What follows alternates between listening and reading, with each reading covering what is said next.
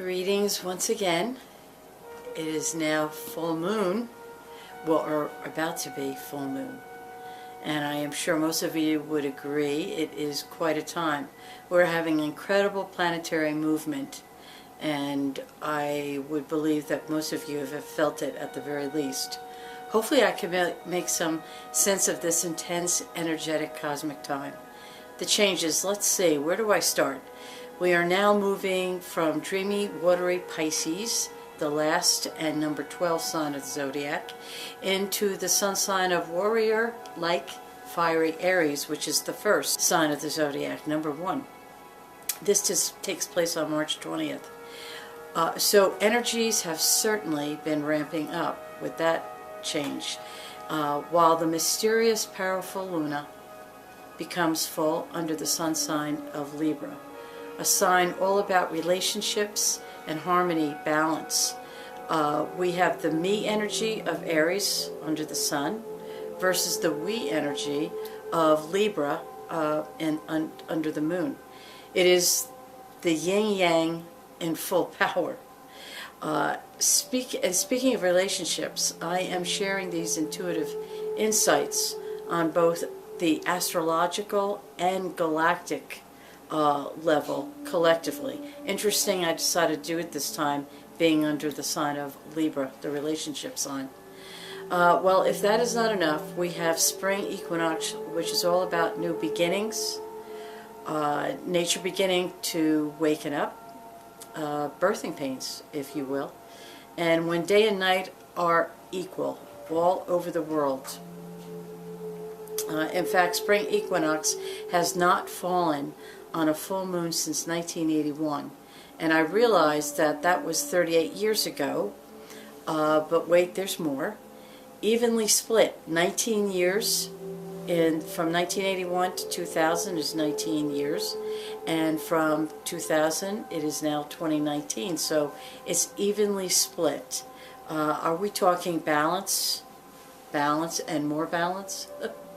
Now, Mercury has been retrograde since last week, and we all are aware how Facebook was actually down almost a day, and it conjuncts Neptune, who is in its sign of Pisces.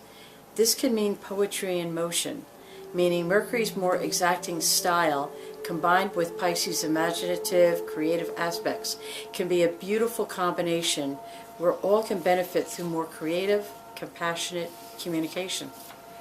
Next, we have Chiron, the wounded healer, moving into Aries for the first time in 50 years. Before you begin to panic, thinking wounded healer, and reflecting on this, it feels that the Aries energy will empower one to have both the passion and action steps necessary for one to face what is not working for them, you anymore. Such as, old impeding patterns, attitudes, ideas. With this happening, there's more of, people are going to be more apt to let go of the past and move forward, start creating new. Of course, the rammy Aries impulsive nature can create greater tension and escalate tempers and confusion. But if one stops, take some deep breaths, get centered, that can be avoided, diffused at the very least. Also, fiery Mars is currently squaring our sensual Venus, who is in Aquarius, and unfortunately Venus is not particularly comfortable in such a forward-thinking sign as Aquarius. So you could say friction. However, we look on the positive, with the passion of Aries mixed with the loving aspects of Venus during the harmony, loving, balancing Libran full moon, the right kind of sparks can fly. Plus, we still have the major shift of Uranus, speaking of crazy energies. Plus, we still have the major shifts of Uranus, the mover shaker planet, now under Taurus for the first time, who prefers stable and steady, meaning major shifts will be taking place in the status quo of life, but it will not send us into total panic mode. Finally, I want to share the indigenous, the Chippewa meaning of this moon, which is called the Budding Trees Moon. It is the first moon under Waban, which is the spirit keeper of the East. The element connected with the east is air, which is communication. And this full moon happens under the sun sign of Aries, as we said. So fire is involved. So communications can be inspiring, creative, and sedentary, unfortunately. The totem mineral is fire opal, which teaches about the need for water, regarding emotions, that is, the need for tempering fiery energy. The totem plant is the dandelion, which shows the advantages of taking root as well as flying. You know, when those flowers turn, they become those wispy balls that you blow, the puffs, and that dandelions grow anywhere, so it shows us adaptability.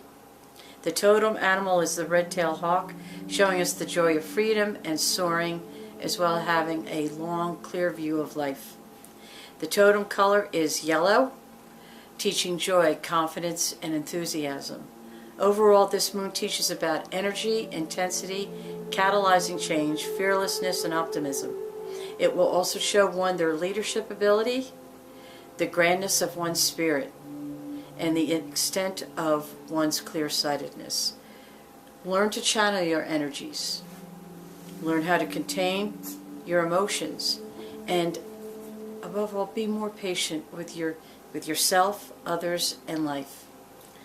So in closing, let's learn how to use the incredible plethora of energies at hand with a passion and action-oriented Mars in Aries, the harmony-balancing, equality-minded Libra full moon, along with the loving, beautiful, sensual Venus and dreamy, creative Pisces with Mercury there.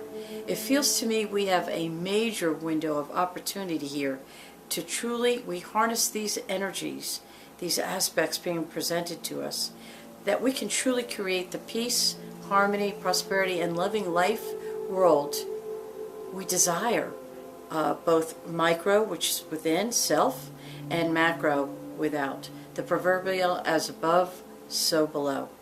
And how wonderful that would be. And so it is. And I want to wish full moon blessings and spring equinox abundance to one and all. Thanks for listening. Until next time.